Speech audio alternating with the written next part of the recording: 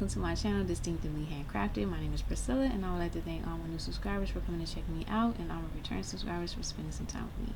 Alright everyone, if you're checking out the hat that I'm wearing, this was made by the awesome Pamela of Pamela's Crochet in the Corner. I will link her down below, and you can check her out if you haven't already. Alright everyone, so we are here today for the Summer Yarny YouTube Hot 2024, and this is a collaboration hosted by Cam the Crafty Nomad. I will definitely link her down below. It's just basically where the YouTubers from the Yarny community come together and make some projects that relate to the particular season. And for me, I am in the summer season, so this is going to be the first day of summer, and I am super excited to share with you all the project that I made. Now, the project that I made was actually inspired for a friend. So I wanted to make my friend an item that would be perfect for the summer, and it is going to be a gift to her. She doesn't know. She has no idea that I'm making this for her or that I made this for her, so she's definitely going to be surprised when she receives it. I'm pre-recording this video, but by the time you see it, she will have gotten it. There was a lot of work put into it. Alright, so I am super excited to share with you all what I made. So this was, it pretty much came from me wanting to make a gift for my friend, and when I found this, I was like, this is perfect. Alright everyone, before I show you the finished item, I did like a little bit of vlog, so I'm gonna go ahead and insert those videos here so that you can see sort of the process of me making it, and then I'll come back and show you and talk more about it and show you what it looks like on. Alright everyone, here we go. Alright everyone, so I am starting a beach cover up, and this is my gauge swatch for it. It's still slightly bigger than what the pattern says it should be, but look at the size of this hook. It's so small. So small. And I am thinking about, let me see. It's a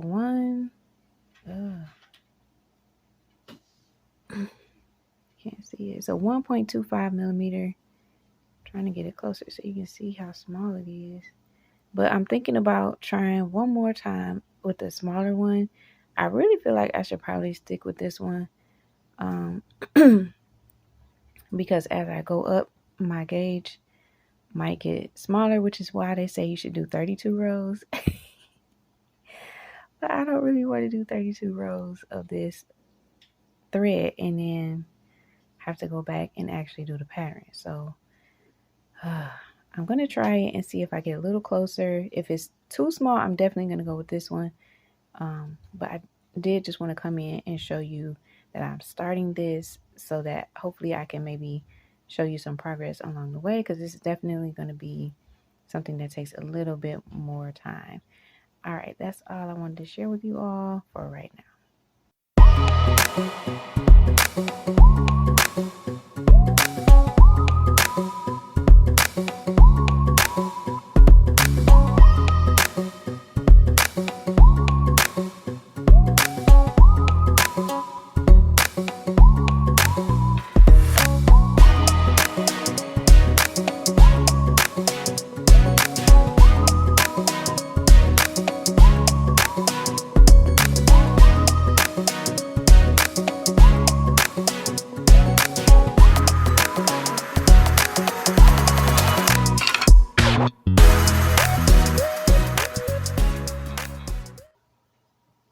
Alright everyone, so I have just finished this roll of thread working this up, and I am just about a little bit over halfway done, so I'm hoping that this one will cover the rest of it.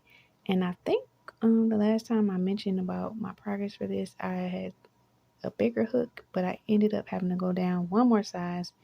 So whatever I had worked up at that point, I did go ahead and frog it and worked it up in a smaller size hook. This says it's a 1 millimeter.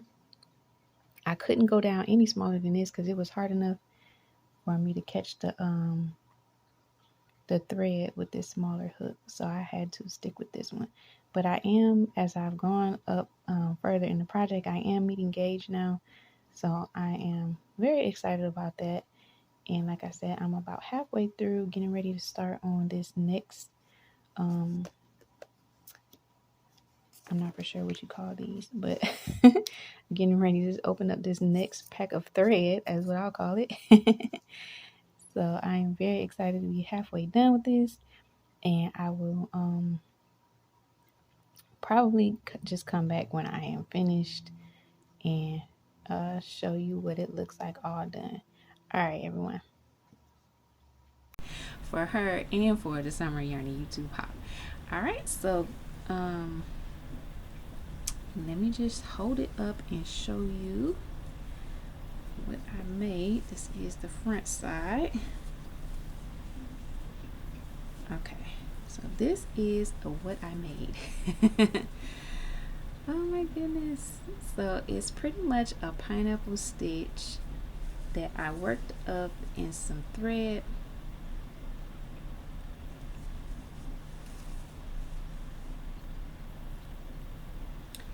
All right, so this is actually a beach cover up, and I will put on the screen a picture of the pattern, and hopefully you will all see the designer's name on there as well. If not, I'll type it up separately, but that information and the picture will be on the screen. It was, I forget the name of the pattern, but it was a pattern that I gotten off of the Interweave website. They do sell their patterns on there, or they do offer I believe a subscription. I'm not, they're saying some things about changing, so I'm not for sure if they're still offering it or if I'm kind of grandfathered in because I've had it from the start, but since they're making the changes, I'm not for sure if they're still allowing people to purchase the same one that I have. I think they're changing it up and calling it something different. But anyway, I have access to the pattern for free, but they do charge me a yearly subscription. But you can buy the patterns separately. I think it's like $7.99 or something like that. Or it was originally in a magazine. If I find what magazine it was, I'll put that on the screen as well. But yes, when I saw that, I was searching on that website and I saw the pattern, I was like, this will be perfect. So it was a little took a little bit to get used to working with the smaller needle, like getting the tension right. I found that my tension was a little bit looser at first, and then I found a good way to hold the project in the yarn a little bit tighter, where my stitches will come out a little bit snugger, and that seemed to work out as I progressed. But it was a little bit of a journey getting there.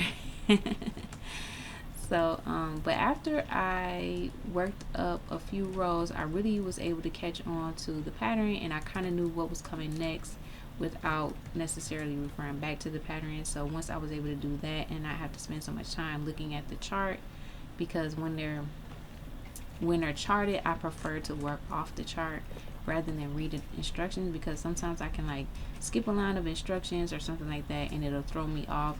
But when I look at the chart, then I can remember it easier and even memorize the stitch rows and the stitch pattern easier than if I just read in line by line. It can get really confusing for me if I do it that way. So the chart was awesome. So I just kind of worked off of that, and then once I got used to it, I was able to go ahead and work it up. So it wasn't too bad, and it was definitely I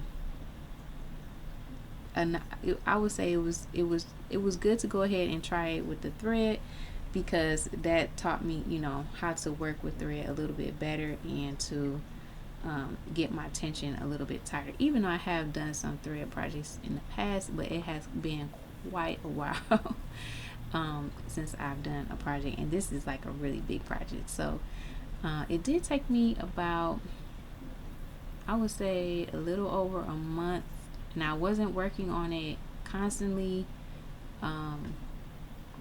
but when I did work on it, you know, I just put like some time to time when I could work on it. But I think I started in April and I finished a little bit into May. So like maybe the first few days or first week of May. So it took me a little over a month to finish. But I was definitely excited that I was able to do it.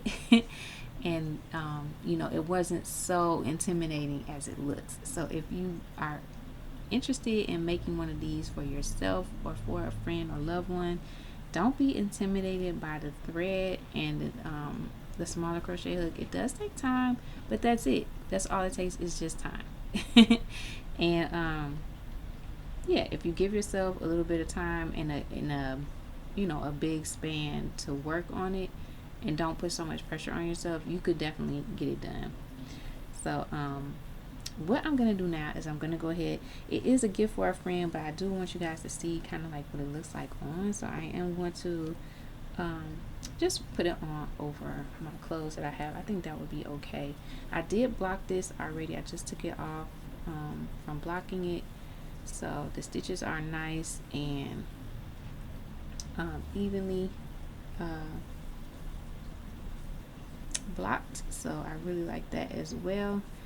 And it helped to flatten out the band a little bit more, and just keep, because it was, you know, looking kind of scrunched up. So now that it was blocked, it's laying a lot flatter. All right, so let me pause here and then I will go ahead and try it on for you guys. All right, everyone, and I'm back. So this is what it looks like on. It kind of double wraps and crosses over in the front, and then it's a little bit slouchier in the back. But I think the overall look of it is really, really pretty, and the pineapple stitch is just gorgeous. All right, everyone, so let me go ahead and sit back down and I'll be right back. All right, everyone, I made it back. So what do you think? It's awesome, right? I had a really nice time making it, and I really hope that my friend will enjoy it and will be able to use it very, very soon. And yes, I'm pretty excited that I was able to get this done and accomplished. All right, everyone, so let me know if you've ever made something in thread like this, or if you like the pineapple stitch or have ever used it before. I know there are a lot of variations of pineapple stitch, so this might not look like the one that you have done, but if you have ever made a pineapple stitch, leave that in the comments down below. Let me know what you think. Will you try this pattern out for yourself or a friend? Leave all of that in the comments down below. And if you haven't subscribed to this channel, please go ahead and hit that subscribe button and join this distinctive family. I would really appreciate having you along. And also give this video a like. Give this video a like, and I will see you all in the next one. Thanks for watching.